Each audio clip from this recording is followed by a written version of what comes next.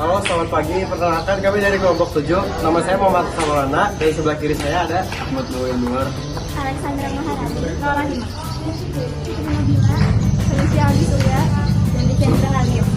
dan kali ini kami akan menerangkan tentang hukum tata negara yang telah kami pelajari. Terima kasih.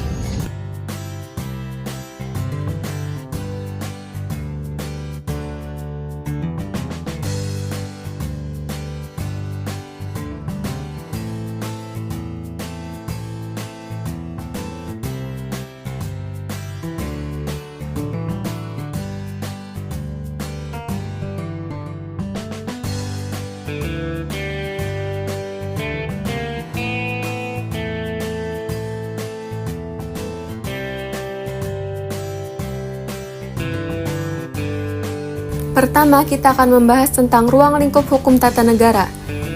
Ruang lingkup hukum tata negara mempelajari aturan-aturan yang mengatur organisasi negara, fungsi lembaga-lembaga negara, hubungan antara lembaga negara dan hubungan lembaga negara dengan warga negara.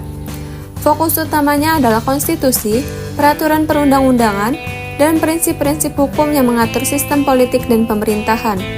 Kedua, pengertian hukum tata negara dan hubungannya dengan tutum hukum administrasi negara. Hukum tata negara adalah cabang hukum politik yang mengatur struktur, fungsi, dan hubungan lembaga-lembaga negara, serta hak dan kewajiban warga negara dalam konteks konstitusional.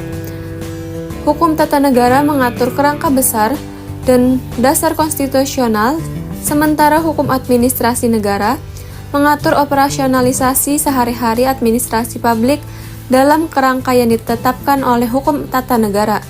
Ketiga, hukum tata negara dan ilmu politik. Hukum tata negara berhubungan erat dengan ilmu negara dan ilmu politik. Ilmu negara memberikan landasan teoris tentang tentang konsep negara, sedangkan ilmu politik mempelajari proses politik, perilaku politik, dan sistem politik yang mempengaruhi pelaksanaan hukum tata negara. Hukum tata negara menyediakan kerangka hukum untuk pelaksanaan konsep-konsep ini. Selanjutnya, saya akan membahas tentang sumber-sumber hukum tata negara. Yang pertama ada pengertian sumber hukum.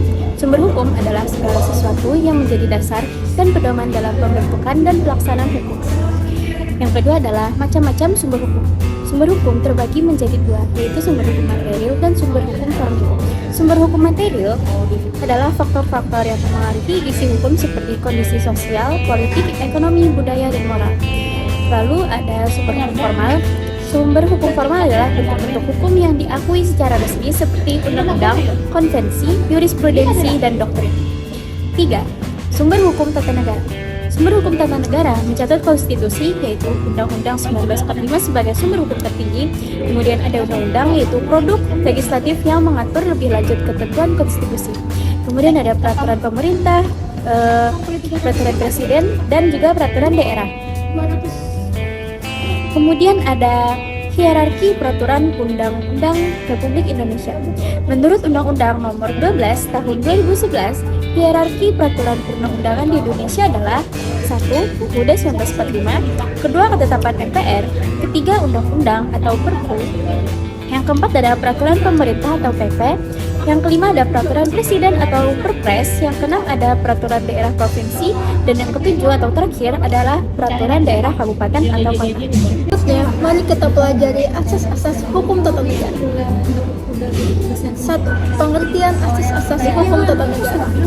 Asas-asas hukum tata negara adalah prinsip-prinsip dasar yang menjadi landasan penyusunan, penafsiran, dan pelaksanaan hukum tata negara.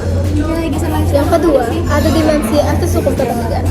Dimensi asas hukum tata negara meliputi asas Pancasila, asas negara hukum, asas kedaulatan rakyat dan demokrasi, asas negara kesatuan, dan terakhir asas pembagian kekuasaan dalam check and balance. Baiklah, di sini saya akan menjelaskan tentang lembaga negara menurut Undang-Undang 1945 yang terdiri dari Presiden, MPR, DPR, DPD, MK, BPK, KY, dan tugas dan kewenangan. Presiden sebagai kepala negara, MPR mengubah dan menetapkan undang-undang, melantik presiden dan wakil presiden, DPD mengajukan dan ikut membahas rancangan undang-undang yang berkaitan dengan daerah, MA kekuasaan kehakiman yang berwenang mengadili pada tingkat kasasi, MK menguji undang-undang terhadap undang-undang, memutus sengketa kewenangan antar lembaga negara, BPK memeriksa pengelolaan dan tanggung jawab keuangan negara, KY mengusulkan pengangkatan hakim agung dan menjaga kehormatan serta keluhuran martabat hakim. Dan saya akan menjelaskan tentang perkembangan independen. Perkembangan lembaga independen berkembang untuk menjaga independensi dalam pengawasan dan pelaksanaan fungsi-fungsi tertentu di luar pengaruh eksekutif. Macam, tugas, dan kewenangan lembaga independen. Contoh lembaga independen antara lain KPK atau Komisi Pemberantasan Korupsi, KPU atau Komisi Pemilihan Umum, penyelenggara pemilu, Ombudsman RI, pengawasan pelayanan publik, dan Komnas HAM, perlindungan dan penegakan HAM. Selanjutnya kita akan menjelaskan tentang demokrasi di Indonesia. 1. Konsepsi demokrasi. Demokrasi adalah sistem pemerintahan di mana kekuasaan tertinggi berada di tangan rakyat.